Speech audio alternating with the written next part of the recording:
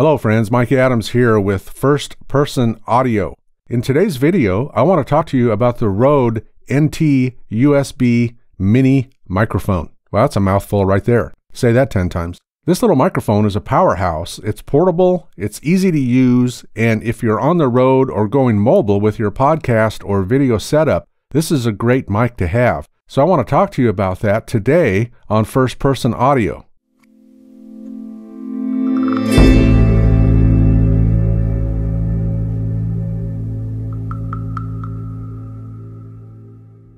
So here's a look at the RØDE NT-USB-Mini microphone. I have it in my hand here. So let me get it up there just a little bit closer so that you can see it. It comes with this magnetic swivel stand. Here's a look at the back side so you can see there's a headphone jack and a USB jack. But it comes with it comes on the swivel stand so that you can pivot this thing.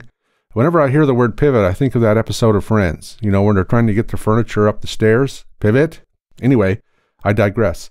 The volume control on the front is for the headphone level so that you can listen to yourself, you can monitor yourself in low latency and hear what you're actually saying while you're saying it. This little stand is magnetic. It's a magnetic base, and I don't know if you can see it or not, but it's keyed so that it only goes one way, so that the little gold circle is always facing the front when you put the thing on. If I can get it back on, there it is. And this is designed to sit right in front of you if you want to do it that way. Put it on the table right in front of you and tilt the microphone up toward you so that you can your voice will project into it a little bit better.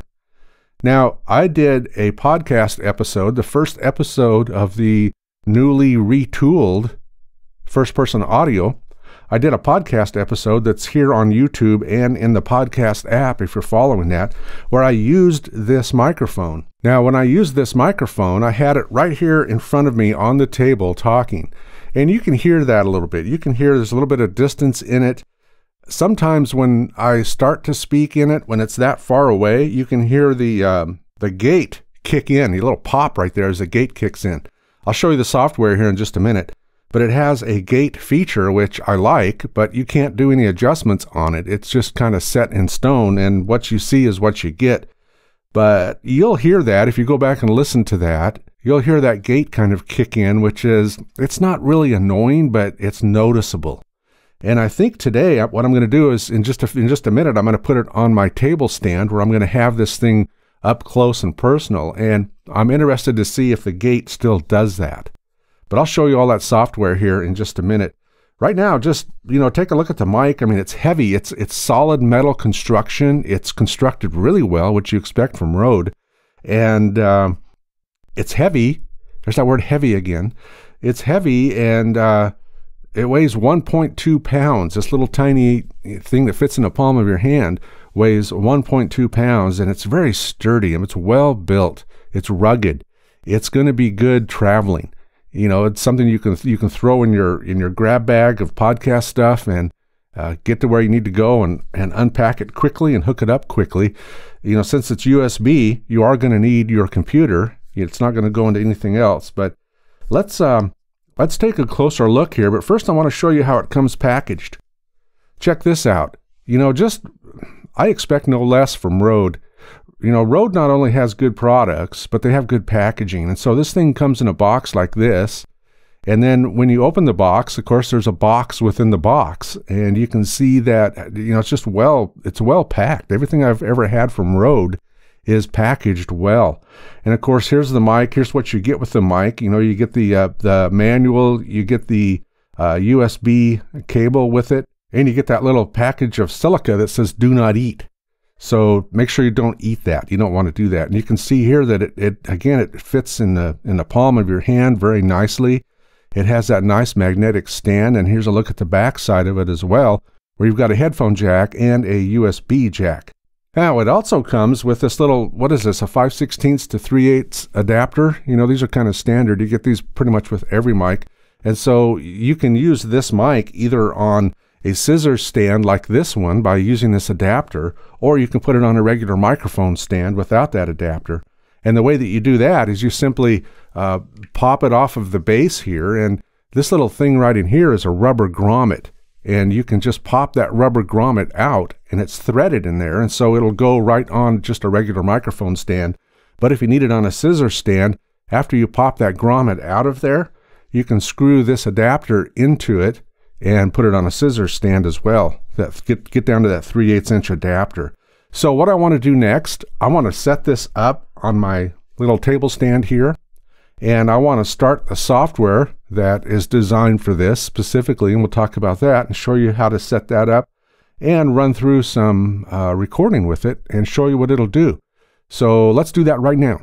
So the setup that I have right now is I've got the RØDE NT-Mini USB mic set up to my left right here on a little table stand. It's close to me. You can see it's about, I don't know, maybe 3 inches from my mouth. It's off axis. So I found that when you're using a condenser mic and you're speaking off axis, you lose a little bit of the brilliance of the mic. An example would be my RØDE NT1 here. When I am facing it, I'm getting better audio than when I turn away from it a little bit. But having it off axis allows me to not have as many plosives in it. So that's a good thing. So I've got this stand here set up, and I've got the microphone on it. There's no shock mount with this microphone, and so if I hit the table a little too loud, it's probably going to pick it up. It's a pretty sensitive mic. But let's look too at the software. I went ahead and downloaded the RodeConnect software. The RodeConnect software is a free software program, free recording program that's designed specifically for the RØDE NT-Mini USB mic. You can use other USB mics on it too, but you have to get another piece of software, third-party software, in order to do that, and that's beyond what I want to do because I like the simple life. What I have here is the RodeConnect software, which again was free. You can get it at the Rode website. You download it, and when you open it up, the first thing it's going to do, well, let me back up a second. Before you open up, or before you start the RODEConnect, or when you start the RODEConnect, I guess would be a better way to say it, it brings up a little notice and says, plug the microphone in before you actually start the program. So I did that. I plugged the microphone in, and then I started up the Rode software program, and it immediately did a firmware update on the mic. And I'll show you why it did that here in just a second. But it updates the firmware on the mic for a specific reason so that you can have certain effects on the microphone using the RodeConnect software. Now you can use this mic with any software, with any DAW, any audio recording and editing software. This mic will work with that as well. But I wanted to try out the RodeConnect software, and I'm really glad I did. If you look at the screen here, once you start the RodeConnect software, you get a screen that looks similar to this. Now, when you do this, your microphone is going to be down here in this left-hand corner, and you need to drag it up to one of these slots. You have 4 available slots, and they're color-coded because Rode also sells little color-coded caps that are the same color that you can snap on top of these mics. And so if you have more than one person in the room and you want to be able to distinguish who's who, you can get these little caps that go on the microphone. And there's also a little colored cap at the computer end of it as well, so that you can easily keep track of which mic is which and who's on which mic. So you can put this microphone in any slot that you want to put it in. You just drag it up there, and when you drag it up there, life is happy. You're pretty much ready to start rocking and rolling with this RodeConnect software. So I'm gonna click Next here, and this gives me the opportunity to add virtual channels as well to what I'm doing here with the RodeConnect software.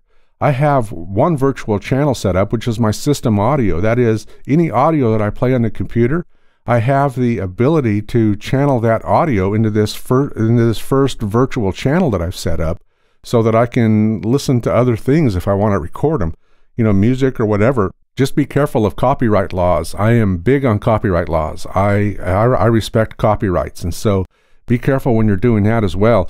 Let me scroll down here a little bit because I've got this kind of enlarged. This other virtual channel you can bring up and put in channel 2. I don't have it there right now, but if you're doing live streaming, let's say you're on Zoom or you're doing a Facebook Live thing, you can drag that up to the second virtual channel so that that audio can be recorded as well and heard as well. So that's just another nice feature of the whole thing. I'm going to cancel out of here. And once you get past that screen, this is what you get. Now, when you open this up for the first time, you're going to see that it looks similar to the Rodecaster Pro, you know, that piece of hardware that Rode sells, which looks very similar to this. Right now, I only have one microphone. If I had all 4 of my microphones or more than one microphone set up, they would all be here in their own individual channel with the color code on it as well. But I only have one microphone set up, and I have this system virtual channel set up. So those are the only 2 things that I have right now. But this looks very similar to the RØDECaster Pro. It's like the software version of the RØDECaster Pro. It's like a RØDECaster Pro Lite, you know, L-I-T-E, or Mini. It doesn't have all the features of it, but it does have many of the features. Now, you can see at the top that I have a left-right meter, audio meter, telling me what my audio is doing as I'm speaking into the mic. I also have the mic channel. It's got a slider on it down here that I can use to adjust the audio. I can bring it all the way down. The audio goes away. I can bring it up into the clipped area if I want to, which is never really a good idea. And so you see the little reverse bracket here. That's where you want to stay. You want to stay in between that reverse bracket in your audio. You really don't want it to get up too high to clip. You don't want it to be down so low that nobody can hear it. So for a more granular view of this, I can come up and click on the microphone icon here for that channel, and it gives me a little bit more control. Instead of that slider bar, I can actually set my level here. I can adjust it up or down depending on what I'm doing. And I don't know if you can hear the mouse clicks or not, but that's kind of what I've got going. This defaults to 30. And I found that for me, 30 was a little bit too high, and so I backed it down a little bit. You've also got a noise gate, a compressor, an exciter, and a big bottom. I'm trying not to be offended by that. But let's talk about those a minute. When you do the firmware upgrade on the microphone, what it does is it puts these effects into the microphone itself so that you can control it here with the RODEConnect software. And so there's a built-in noise gate in this microphone now. There's a built-in compressor, there's a built-in exciter, and there's a built-in big bottom. And that all happens when it does that quick firmware update when you first start the program with the microphone plugged in. So let's talk about each of these. I mentioned earlier that the noise gate, when it was down, when I had the microphone down on the table, you could hear the noise gate kind of activating. You can't do any adjustments on it again. It's either on or off. But if we just listen to room noise, I'm going to just stop talking and let you just hear room noise here. That's pretty good. I do have an overhead fan running on purpose so that I could use it during this demonstration.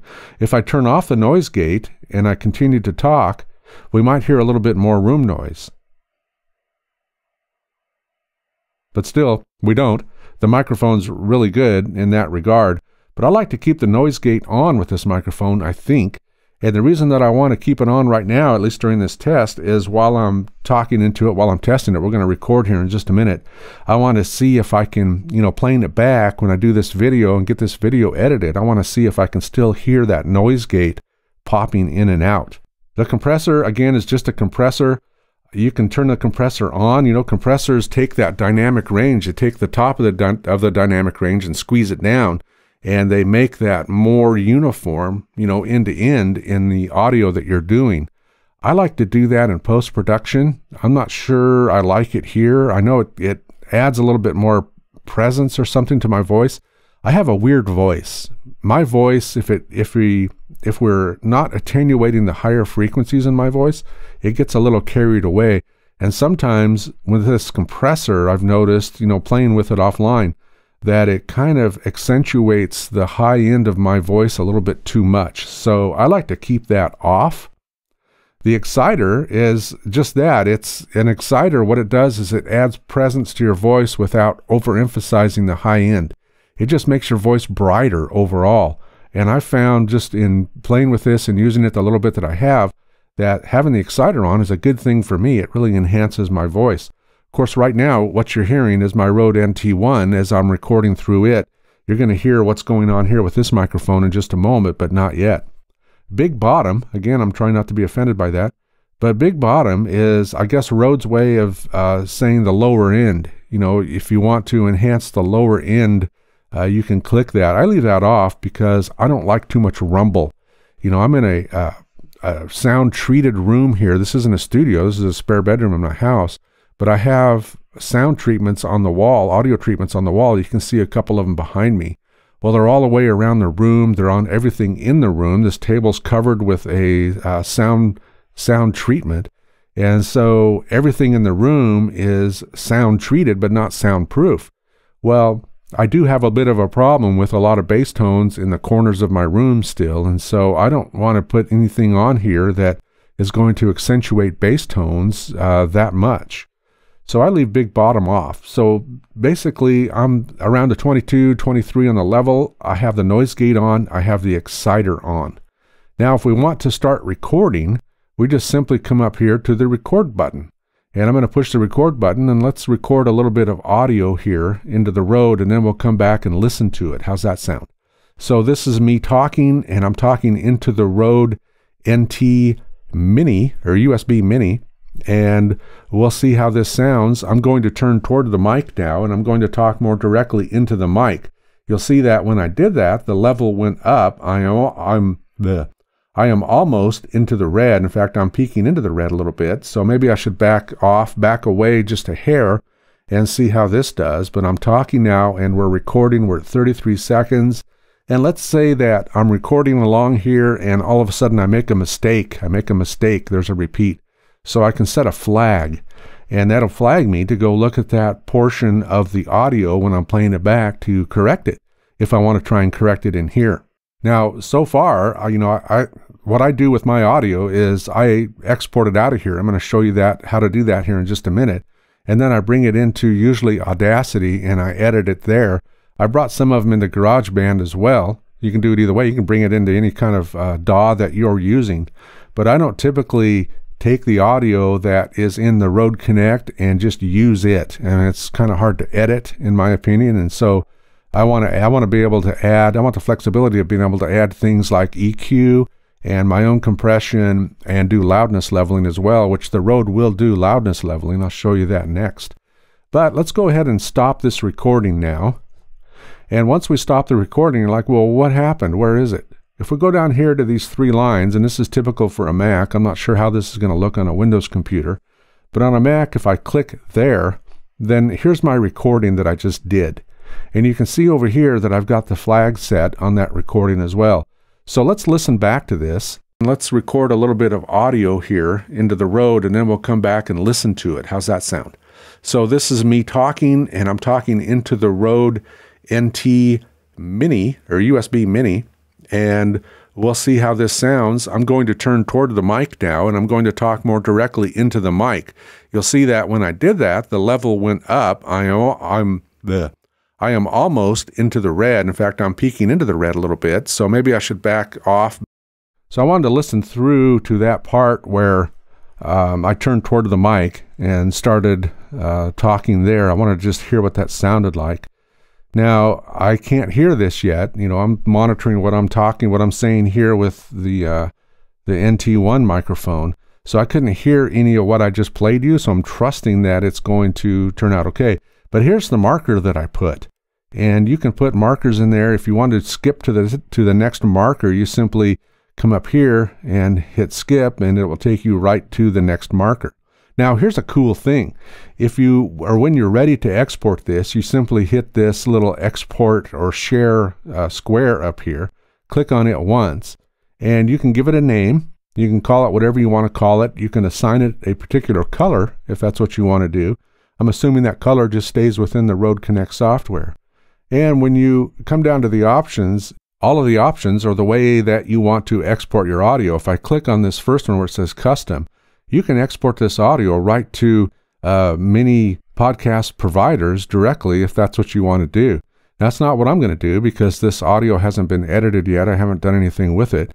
But you can export this to whatever host that you have here. In my case, I have Libsyn. If I wanted to, I could just do that. I'm going to leave it to custom because I want to export it onto my computer. I'm not going to upload this. Here I can select WAV or MP3. I normally would export this in WAV format and then bring it into my DAW, Audacity, or GarageBand and edit it there as a WAV file. Remember, WAV files are lossless files, and so it's a really good way to get an authentic reproduction of your recording. And once I'm done editing it in my DAW, then I export it as an MP3 and upload it to Libsyn in my case. You can also select the sample rate here, 48K or 44.1. If you're going to use this for ACX audio production, you want to leave that at 44.1 because that's what they require. And down here at the bottom, you have the option as you're exporting to do loudness leveling right here. So you can do a -14 LUFS if you're going to be putting this in YouTube. What is it, -15 LUFS for Spotify, I think it is or was. -16 for a stereo podcast, normally -19 for a mono podcast. And then if you're doing video, you might come down here to the -23, depending on what you're doing. But for now, I'm just going to leave that off, and I'm going to export this piece of audio right from here. And when I do, it opens up some options and says, what do you want to do? And the reason that I wanted to show you this is because when you install the RODEConnect software, it creates a directory for you called RODEConnect, but it puts the directory in, at least on a Mac, it puts it in the Documents folder. So you're actually putting audio in your Documents folder. And this is all the recordings that I've made so far as I've been testing this and exploring what it will do. So I'm just going to say open, put it right there, and just like that, it exported that little bit of audio into the file, or into the folder that I had selected right there. Now, if I come up here to the three dots, whenever you see three dots, it's going to open another window, right? The setup assistant is what I showed you at the beginning. It's where you drag your mic up into that box and decide if you're going to have system audio or how many virtual channels you're going to have, up to 2. If I click on preferences, this tells me my preferences. What do you want to do? Well, my monitor out, you can select it as your built-in output, which is what I have selected right now, or you can select it as no output selected, or in my case, I have the Epicam software installed on here too, so I could do that and pump it right up into my iPhone here, but I'm not doing that right now. Monitor mix, you have microphones excluded, microphones included.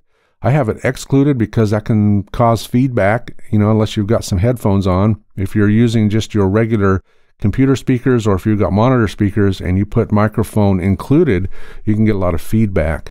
Again, recording options, you can do multi-channel or stereo. I'm doing stereo because I've just got the one mic, but if I had more than one mic, I would be on multi-channel, and that allows you to get one channel per microphone, and you can do your editing per microphone, which is really good. I love multi-channel recording and multi-channel editing. It's a lot cleaner, it's a lot quieter. You can get rid of a lot more noise that way. I have latency set to low. Ultra low, I guess you could try, but it defaults to low, and I just left it that way. I have a dark theme on it. If I go light theme, here's what it looks like. It's a little bit too light for me, so I left it at dark. Scaling ×2 fills up the screen. It gets it big, just like it is, like you see it right now. If I go to ×1, it squishes it all down, but I wanted it at ×2 so that it would be easier to show you what's going on with it. And then, of course, I speak English. I don't speak very good English, but I speak English. So that's a quick look at the RØDE NT-USB-Mini microphone. It's a great microphone. It's compact. It's good for portability. It's good for traveling. It's easy to use. It's well constructed, and it sounds good. And it'll set you back about $100, right around there. But look at it this way, you can get 4 of these for the price of one Electrovoice RE20. Again, it is USB, so you're going to have a computer to plug it in. Rode does sell a USB cable on their site. I have a MacBook Pro that I'm using, and they do sell a USB cable that goes right into Thunderbolt on one end and the mini USB to plug in the back of the microphone at the other end. I don't have that. I'm using the regular USB cable that came with the microphone. And I have a little USB to Thunderbolt adapter that I'm plugging that into so that I can get this into my MacBook Pro. I will have links to this stuff below in the description. Those are affiliate links, but they will be links nonetheless. And I will have those down there for you. But that's it. I wanted to just show you this microphone. It's a great mic. And if you want to grab it and try it out, do, and let me know how it works for you. And I'm looking forward to listening back to what I recorded here and see how that noise gate works, and see if it's any better when this microphone's closer to my mouth than how I had it at that last podcast when it was down on the table. So hey, listen, thank you for joining me again today on First Person Audio, the YouTube channel formerly known as the Audacity Bootcamp, but now it's First Person Audio. And making that change freed me up a little bit in my own mind, my own thinking, to be able to talk more about things other than Audacity. So listen, y'all take care, and thank you for joining me. If you like this video, be sure and like it below. If you want to subscribe, please do. I don't put a lot of stuff on my YouTube channel anymore to distract you, to try and talk you into subscribing. I just don't do that. You know, we're all adults, and so let's, you know, you're free to do whatever you want to do. I hope that you will subscribe, but I'm not going to put flashy stuff on there anymore. I just don't want to do that. Anyway, y'all take care, have a great day, and I'll see you next time.